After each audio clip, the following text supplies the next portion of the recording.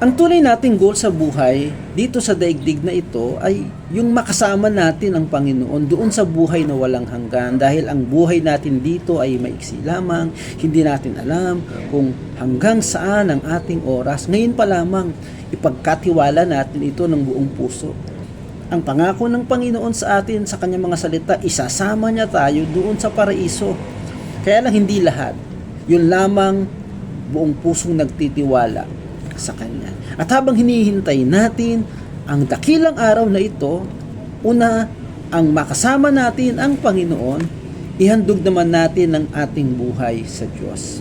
Huwag tayong makiayon sa takbo ng sanlibutan. Magpatuloy tayo sa paggawa ng mabuti.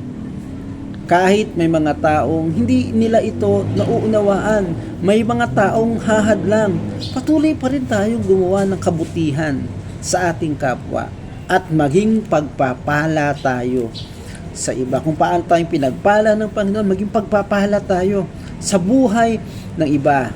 Panalangin natin sila, ipakilala natin si Jesus na siyang daan ng kaligtasan, at ang tunay na pagpapala ay ang tunay na pananampalataya sa ating Diyos, pamamagitan ni Jesus na kanyang ipinadala upang tayo'y magkamit ng tunay na buhay na walang hanggan at nang makasama natin siya doon sa kanyang kaharian, doon sa langit.